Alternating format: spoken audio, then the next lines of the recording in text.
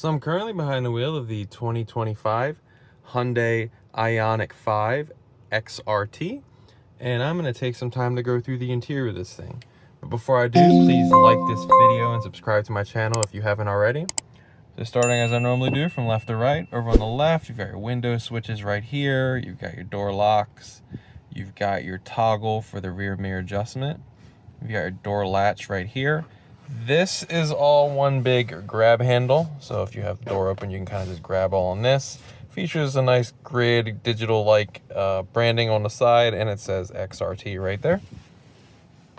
To the right of that, you have a button for lowering and raising the brightness of the gauge cluster. You got traction control off right here. You have a button for the rear hatch, a button for the little door for the electric plug. You have the auto hold button right here. So that is if you are at a red light and you want to give your foot a break. If you're like in a lot of stop and go traffic, you push this, the vehicle will hold long as you had your foot on the brake first. And you have your parking brake latch right here. Then you have your digital gauge cluster. So there's different options that can be adjusted in the center. I currently have it on this range guide screen. So there's different pages that you can cycle through. This one, if you have some sort of destination set in your GPS, it'll show up here, but otherwise it'll just be a compass. Vehicle information screen.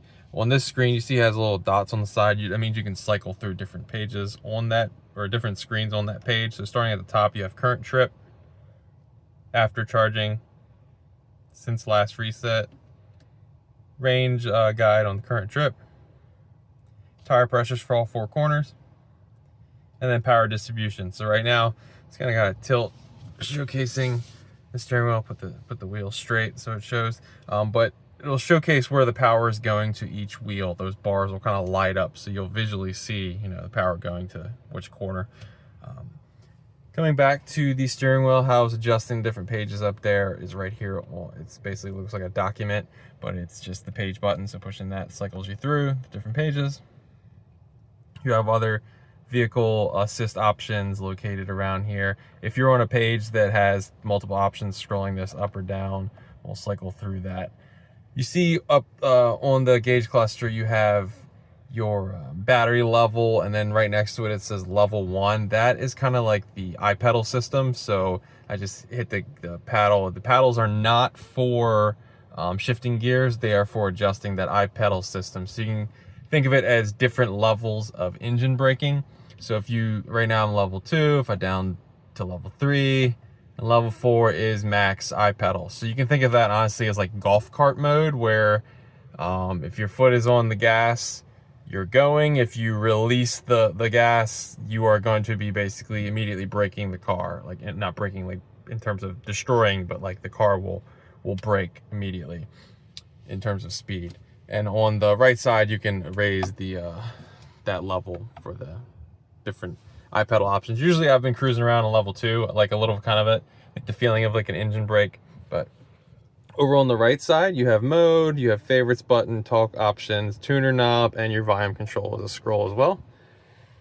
On the bottom left of the steering wheel, you have a drive mode button. So pushing this can adjust between eco, little color scheme, kind of greenish hue, normal, blue or white, sport livens it up nice and red, and then my drive. And then when you have my drive over here, it'll also pop up, and you can pop into your my drive settings. So you can adjust the motor between eco, normal, sport, and the steering between normal and sport. So you can adjust kind of what you want your my drive mode to be.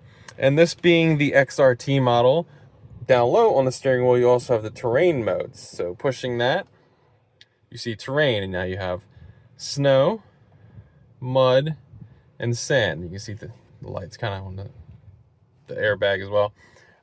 So you can see when I'm pushing that, you got drive and terrain. That terrain is lit up because you're using those terrain modes, whereas if I hit drive is lit up right there. But you can adjust between different drive modes on the road, and if you're kind of doing some fun off-road, you got the terrain modes as well.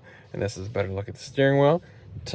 Behind the steering wheel on the bottom is where the gear lever is. So it's kind of like its own stalk. So you have drive, neutral and reverse where you twist them, and you see park is engaged, and that is just a button you push down. And you have the navigation display. So let's just go to the home screen. This is kind of like the screensaver screen. It was wherever you are located on a map, whatever you're listening to. And then I really like the EV screen. So you got this showcasing the most closest charge station, how much you got. Swipe it over as well. Your electricity use, all like the information you want in your electric vehicle. You can cycle through these. Then you got settings as well. You can have some battery conditioning options, utility mode, smart regeneration, charging started alert. So this is interesting when you plug it in. If you're got a lot of neighbors around you, you plug it in, it's basically loud and it says charging started, really loud. So be sure to leave that on and plug it in at like 1 a.m. freak out your neighbors. Plug and charge.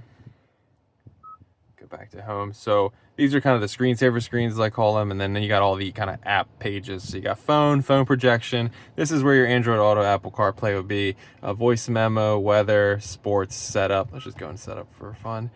You can change pretty much everything. So in vehicle, driver assistance, drive modes. That's where we were adjusting that my drive mode.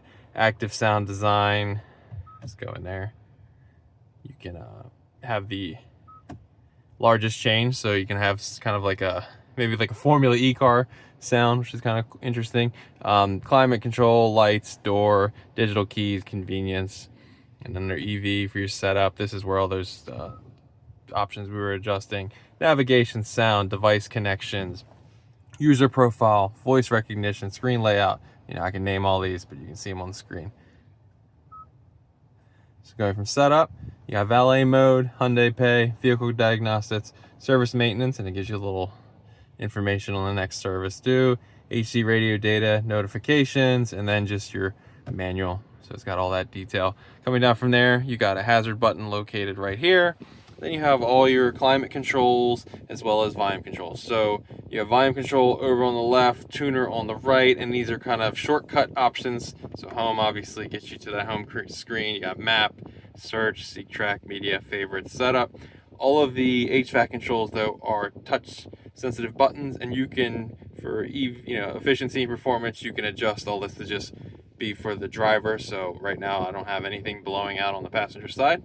You have the EV start stop button right here on the left as well.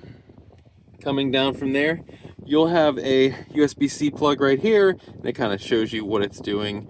And right here it says 12 volt push, and what that means is push down and it releases the door. It's basically an old school smoker's plug, as I call it. Nice cubbyhole space right here. All this is open, basically flat floor, because it's a nice EV. You got charging pad for your phone right here. You've got 2 cup holders, currently holding my gimbal, and you got a cell phone slot right here. You got a couple buttons, so you have heated seats for both the driver and the passenger, 3 levels of them, 2 levels of a heated steering wheel for the driver. You have parking cameras in the vehicle, so pushing that.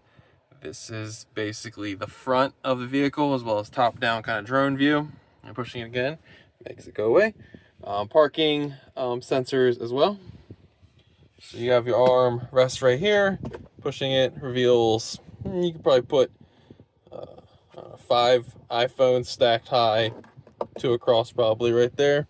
I'm gonna move this back because tucked under here are 2 USB-C plugs for driver and passenger if they want them. And this is kind of like a whole big cubby space, probably stacked 2 liters standing up right here.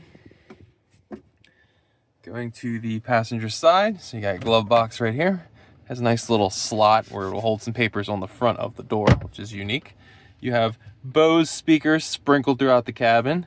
This is a better look at that XRT branding and the kind of like that digital theme right there. Got a look at the door. Features XRT branding on the seats. Going to the rear. So I'm gonna hop in the rear just to give you some views of the rear, but before I do that, please like this video and subscribe to my channel if you haven't. So now we're in the rear of the XRT. So down in the center, you have 2 USB-C plugs for the passengers back here. You got some netting on the back of the seats. You have uniquely a vent in the pillar of the door frame. The rear also features that XRT branding on the seats. And that's pretty much all you get in the back here. It's got some pretty good space, but I'm gonna hop up back in the front and finish out the video. All right, so we're back up in the front of the vehicle. So there is no sunroof, but there are some lighting controls up top, SOS button, things like that. But that is basically the interior of the 2025 Hyundai IONIQ 5 XRT. If there is some feature button I didn't go in depth enough on and you have some additional questions, be sure to leave them in the comments below.